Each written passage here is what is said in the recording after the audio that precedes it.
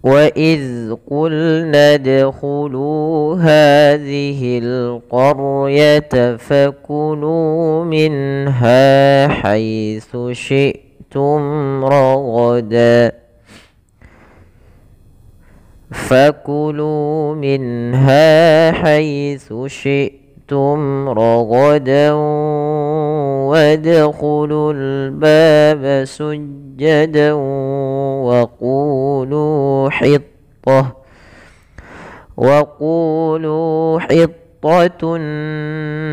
نغفر لكم خطاياكم وسنزيد المحسنين.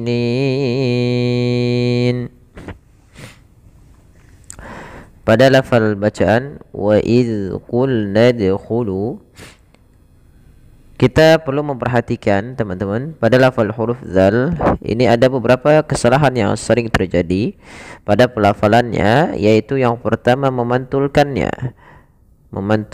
huruf zal, kesalahan yang sering terjadi. Contoh bagaimana? Wa iz qulna itu memantul.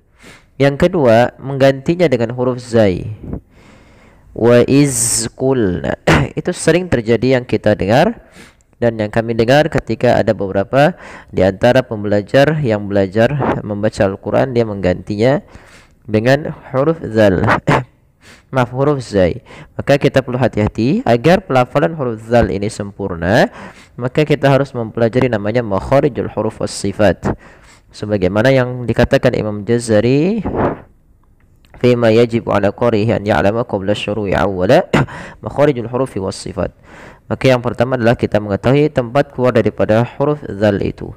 Zal tempat keluarnya adalah dari ujung lidah kita menempel dengan gigi seri atas. Wa iz, seraya dia kita memiliki sifat yang namanya rokhawah, mengalir suaranya. Kemudian pada lafal qul nadkhulu, pada lafal huruf dal di sini ditandai dengan warna biru, menandakan dia huruf dalnya dibaca dengan bacaan qalqalah. Qalqalah itu apa? Qalqalah itu artinya memantul. Nah, kesalahan yang terjadi dalam melafalkan bacaan qalqalah, yang pertama tidak mantul. Yang kedua menambah hamzah. Contoh bagaimana? Yang pertama wa iz qulna dkhulu, itu tidak memantulkannya. Yang kedua menambahkan hamzah, contoh wa iz qulna dkhulu. Nah, ini juga menambahkan hamzah, padahal tidak boleh menambahkan hamzah pada lafal huruf dal ketika dia qalqalah. Qalqalah kan ada beberapa ada beberapa macam. Salah satunya qalqalah sughra dan kubra. Nah, pada pelafalan huruf dal di sini yaitu dia qalqalah sughra. Maka kemudian pelafal udkhulu hadhil qaryah, pada lafal lu ha, kedua-duanya kita hukumi dengan bacaan mad tabi'i yang dimana dipanjangkan dua harakat. Lu kepanjangan dipanjangkan dengan huruf waw, ha dipanjangkan dengan huruf alif kecil yang ada di sini. Kemudian pada lafal al-qaryah, di sini ada alif lam, kita namakan dengan alif lam qamariyah. Alif lam qamariyah itu huruf alif lam yang bertemu dengan huruf-huruf qamariyah. Huruf qamariyah ada 14 huruf terkumpul di dalam lafal abghi hajjaka wa khaf aqimahu hajjaka wa khaf aqimahu. Ya, ini huruf-hurufnya alif, hamzah, ba, ghain, ha, jim, kaf, wa, kha, fa, ain, qaf, ya, mim, ha. Ketika ada huruf 14 ini bertemu dengan alif lam, maka dia kita namakan dengan menamakan dengan alif lam qamariyah. Kemudian pelafal qaryah, di situ huruf ro-nya ditebalkan. Karena huruf ro yang didahului dengan huruf fathah, maka dia kita namakan dengan ro tafkhim, harus tebal. Kemudian pada lafal fakulu minha, fa alirkan nafasnya, fa, jangan dibaca pa. Kemudian pada lafal lu dan ha, kedua-duanya mad tabi'i lagi, ditandai dengan yang tadi. Ada huruf-huruf mad setelahnya. Nah, di dalam mad tabi'i ini sendiri hati-hati, ada beberapa kesalahan.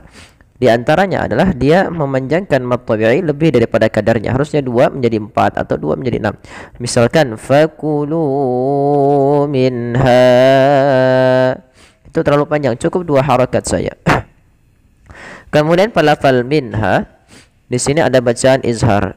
Izhar yaitu membunyikan suara nun dengan jelas.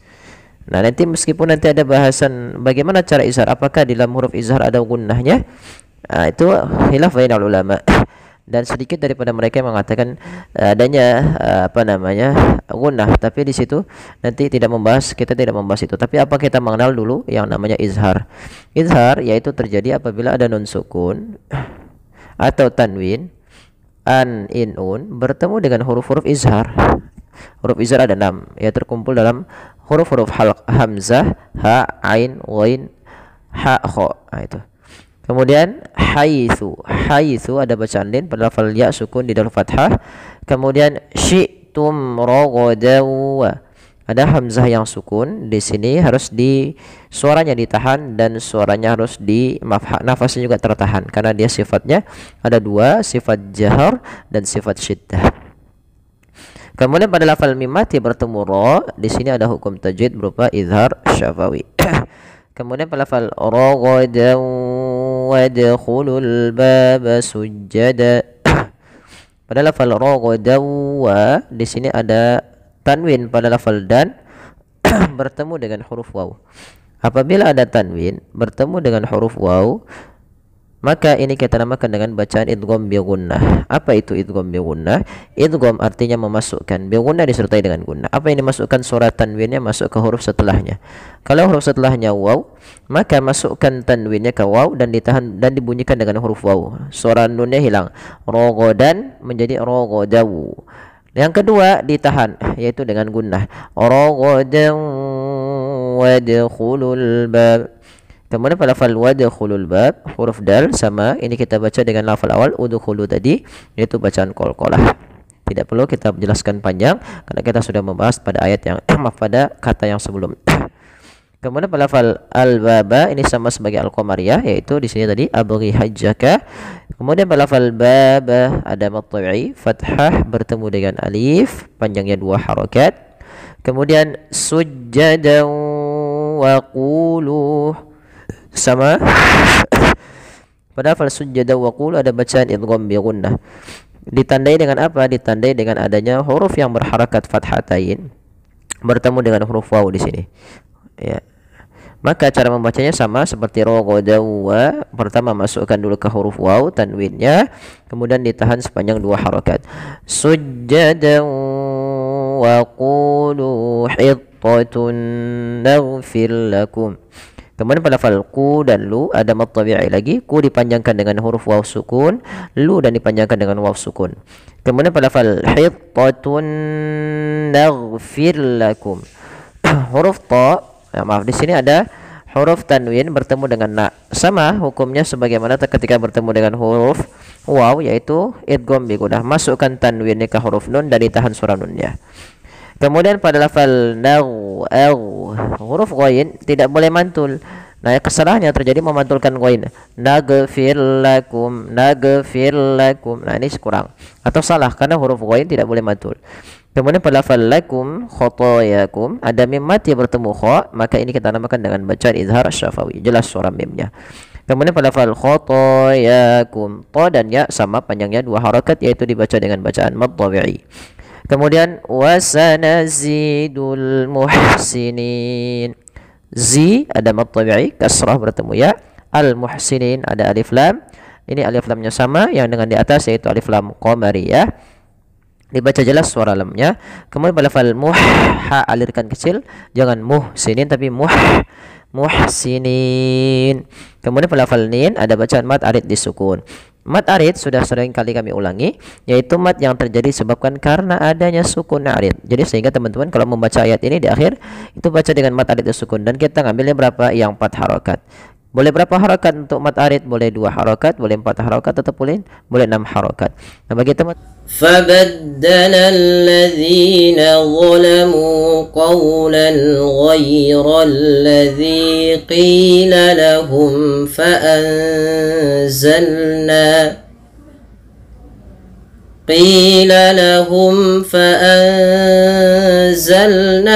على الذين ظلموا رجزا من السماء بما كانوا يفسقون. Pada lafal bacaan fabaddala alladzina fa, pada lafal huruf fa sendiri teman-teman sekalian yang dimuliakan Allah Subhanahu wa taala, ini huruf fa salah satu sifatnya yaitu dia hams, mengalirnya nafas fa.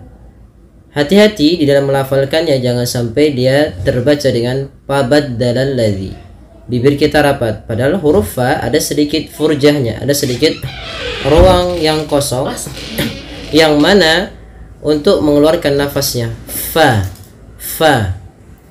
ya. Kemudian pada lafal alladzina di sini ada alif lam. Nah, di sini kita bisa namakan dengan alif lam syamsiyah, yang dimana alif lamnya diidghamkan pada lam yang kedua. Tapi ini juga bisa kita katakan dengan alif lam lazimah, yang dimana kalau alif lam qamariyah dan alif lam syamsiyah itu biasanya masuk kepada lafal isim di dalam bahasa Arab. Nah, memang kata alladzi dan semisalnya itu isim, tapi dia kita namakan dengan isim mausul, yang dimana kalau alif lamnya tidak bisa kita pisahkan, maka dia alif lam lazimah, atau juga bisa kita katakan alif lam syamsiyah mudaghamah yang diidghamkan. Kemudian pada lafal dzina teman-teman, alladzina di sini ada bacaan mad tabi'i, tapi kita perlu hati-hati dalam melafalkan huruf dzal ya teman-teman. Dzal ini harus kita perhatikan karena sering terjadi kesalahan adalah dengan mengganti huruf dzalnya dengan huruf zai. Contoh, fabaddala allazina, zina harusnya alladzina, dzi ya, ujung lidah kita dza tempelkan dengan dua gigi sari kita, zina, alladzina, agar sempurna daripada makhraj huruf dzal. Kemudian pada lafaz zina di sini ada mad tabi'i panjangnya 2 harakat. Nah, hati-hati di dalam melafalkan mad tabi'i, jangan sampai terlalu panjang sekali.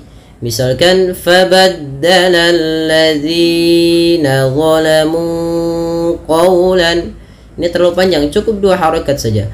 Fabaddala alladzina zalamu qawla. Kemudian pada lafal dha, huruf dha ini dia makhrajnya sama dengan huruf dzal, akan tetapi yang membedakan adalah huruf dha ini harus ditebalkan. Dha, pangkal lidah kita naik karena ada salah satu sifatnya huruf isti'la. Khusadaw, tingkil hurufnya kha, sad, dha, ta, kemudian dha, qaf ya. Itu huruf-huruf yang dia harus ditebalkan. Nah, di tingkatan selanjutnya ada huruf idbaq. Idbaq itu sad, dad, ta dan dha. Kemudian pada lafal mu, zalamu. Nah, tapi kelewatan tadi pada lafal za-nya, maaf, dha tidak dibaca dengan zo. Jangan dibaca dengan zo, tapi dha. Kemudian pada lafal mu, di sini ada mad tabi'i ditandai dengan huruf mim yang berharakat dhammah bertemu waw sukun. Kemudian pada lafal alif yang dia ada ditandai dengan alif yang seperti ini alif yang dianggap tidak ada. Kemudian pada lafal qawlan ghairal ladzi, pada lafal lan ketemu ghain, ada tanwin yaitu berupa fathatain bertemu dengan huruf ghain, maka kita hukumi dengan bacaan izhar halqi. Izhar artinya jelas, izhar artinya jelas, halq itu berasal dari kata tenggorokan. Maka huruf-huruf yang datang setelah huruf yang dia huruf yang berharokat tanwin dan huruf tersebut dikeluarkan daripada tenggorokan kita yang 6, ada yang paling bawah hamzah ha, ain ha, ghain kha, maka dia harus jelas suara tanwinnya atau suara nun yang dimatikannya. Maka qawlan ghairal ladzi. Ya, mohon maaf teman-teman, kami sedang agak kurang pilot, tapi semoga ini dapat membantu teman-teman sekalian untuk melanjutkan tajwidnya. Kemudian pada lafal ghairal ladzi ini sama pada lafal qawlan dan ghaira, kedua-dua bacaan din, yang dimana kita harus melembutkan dalam melafalkannya. Kemudian ra tebal, lamnya tipis. Ini sama alladzi dengan alladzi yang awal sama. Kemudian pada lafal zi di sini ada mad tabi'i ditandai dengan huruf zal yang berharakat kasrah, dan hati-hati dalam pelafalan zal sebagaimana yang awal tadi kami jelaskan. Kemudian pada lafal qila lahum, hati-hati pada lafal qila lahum jangan sampai diganti dengan qila lahum menjadi huruf kaf, tapi dia huruf qi, maka qila lahum. Padahal fal qila lahum di situ ada mad tabi'i, yaitu ditandai dengan huruf ya sukun yang didahului dengan kasrah.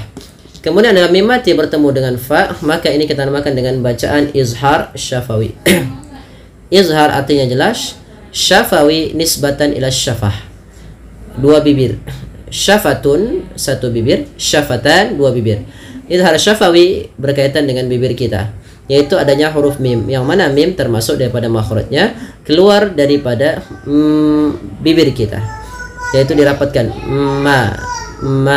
Maka qila lahum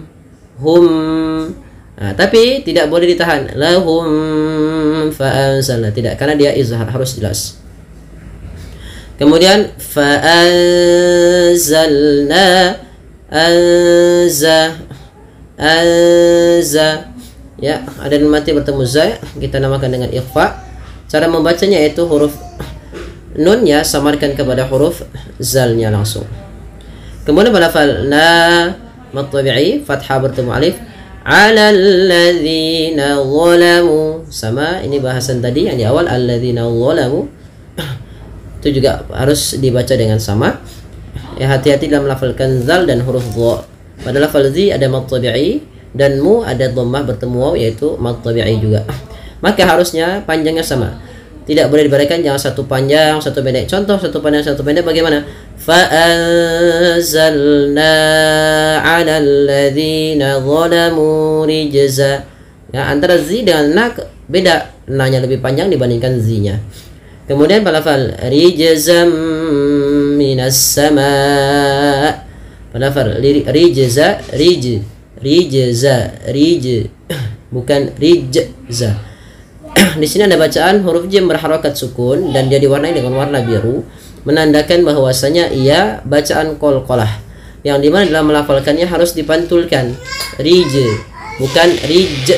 Kesalahan yang terjadi di dalam melafalkan huruf qalqalah yaitu dia tidak memantulkannya. Contoh rijzam. Itu enggak mantul. Yang kedua, misalnya menambahkan hamzah, kesalahan yang terjadi menambahkan hamzah. Contoh rijzam, misalkan rijzam, ini menambahkan hamzah, itu salah. Tapi dia rijzam minas sama. Kemudian pada falzam minas sama, di sini ada bacaan kita namakan dengan idgham bi gunnah, ditandai dengan huruf berharakat tanwin an. Pada lafal zan bertemu dengan huruf mim, maka cara membacanya yaitu kita sesuai dengan namanya idgham. Idgham artinya memasukkan, bi gunnah disertai dengan gunnah, yang artinya apa teman-teman? Tanwinnya masukkan, idgham memasukkan, berarti masukkan tanwin ke huruf mim. Awalnya rijzan, ketemu mim menjadi rijzam, nunnya diganti dengan mim. Dan kemudian langkah kedua adalah kita tahan rijzam minas sama. Pada lafaz bacaan tadi yaitu rijzam minas samai, ada bacaan idgham bi gunnah yang sudah kita bahas tadi. Kemudian pada fal minas samai, di sini ada alif lam, kita namakan dengan alif lam syamsiyah. Yaitu alif lam yang dia tertulis tapi tidak dibaca lamnya. Pada dasarnya kalau as-samai itu dasarnya adalah kata samaun, artinya langit, kemudian ditambahkan mi, kemudian dimasukkan dengan al. Kalau hanya misalnya al samau tidak bisa dibaca dengan sempurna dan dia maka salah, maka lamnya diidghamkan ke huruf shin, maka juga bisa dikenal dengan idgham syamsiyah. Yaitu alif lamnya diidghamkan ke huruf sin, maka menjadi minas samai. Kemudian pada lafal as-samai di sini ada bacaan mad wajib muttasil, yaitu bacaan mad yang terjadi disebabkan karena adanya hamzah yang terletak setelah huruf mad. Maka di sini kata as-samai ada ma, awalnya dia ma 2 harokat. Karena datangnya huruf hamzah setelahnya, maka dia menjadi 4 harokat dan biasa ditandai dengan tanda yang seperti ini. Ini kita memanjangkan untuk hukum tajwid mad wajib muttasil sepanjang 4 harokat atau 5 harokat. Minas samai bima kanu yafsukun. Lafal bima kanu, ketiga-tiganya adalah hukum tajwid berupa mad tabi'i. Ma ditandai panjang dengan alif, ka dengan alif, nu dengan waw. Hati-hati teman-teman, kami sudah menyampaikan di awal ayat tadi terkait mad tabi'i. Jangan sampai dia panjang pendeknya beda satu dan lainnya. Contoh yang satu lebih panjang, bima kanu yafsukun. Ini kepanjangan, cukup 2 harokat saja. Atau bisa bima kanu yafsukun, banyak kepanjangan. Sama bima kanu yafsukun. Kemudian pada lafal fa bertemu dengan huruf huruf fa dia sukun, maka kita alirkan nafasnya. Yafsukun. Kemudian pada lafal kun ada bacaan mad arid disukun, yaitu bacaan yang terjadi disebabkan karena ada sukun akhir, sukun arid atau sukun yang timbul karena waqaf. Kita namakan dengan sukun arid. Contoh kalau misalkan fa'anzalna, lam di sini lamnya sukun asli bukan sukun arid. Sedangkan pada lafal na yang di sini yafsukuna, dasarnya yafsukuna. Karena dia nun dimatikan maka yafsukun. Sebelumnya ada huruf waw yang dia huruf mad. Maka apabila kita mendapati bentuk yang seperti ini, baik nanti dia ada huruf madnya alif atau ya, maka kita namakan dengan mad arid disukun. Panjangnya berapa harokat? Panjangnya boleh 2, boleh 4, boleh pula 6 harokat. Kita coba ulangi dari ayat awal. فَبَدَّلَ الَّذِينَ ظَلَمُوا قَوْلًا غَيْرَ الَّذِي قِيلَ لَهُمْ فَأَنزَلْنَا عَلَى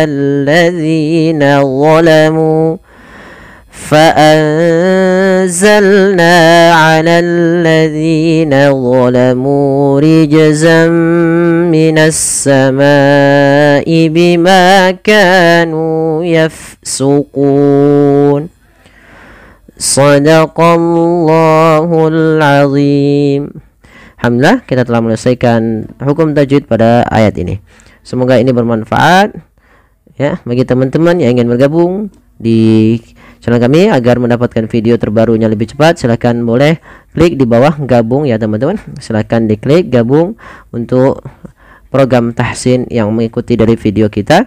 Ya, semoga itu membantu teman-teman rutin. Insya Allah kita akan rutinkan setiap hari membahas hukum tajwid, sehari 3 video insya Allah. Yang akan membahas diantaranya kita selesaikan hukum tajwid pada surah Al-Baqarah dan juga surat-surah yang lainnya insya Allah. Kemudian kita juga punya program tahfiz, yang mana tahfiz ini sebenarnya ketika mereka ikut gabung di tahfiz, nanti silakan untuk untuk menghubungi kami di nomor yang tertera. Nanti kita akan masukkan grup dan kita akan sharing-sharing seputar bagaimana cara menghafal Quran yang baik dan bagaimana cara menghafal Quran yang agak cepat, dan mungkin 10 menit kita bisa hafal Quran 1 halaman misalkan. Itu ada beberapa caranya, diantaranya mungkin dengan membacanya dulu ataupun nanti ada langkah-langkahnya, urutan-urutannya. Silakan nanti boleh teman-teman kita sharing di grup tahfiz itu. Terima kasih, demikian kurang lebihnya mohon maaf. Semoga yang sedikit bermanfaat. Jazakumullahu khairan. Wassalamualaikum warahmatullahi wabarakatuh.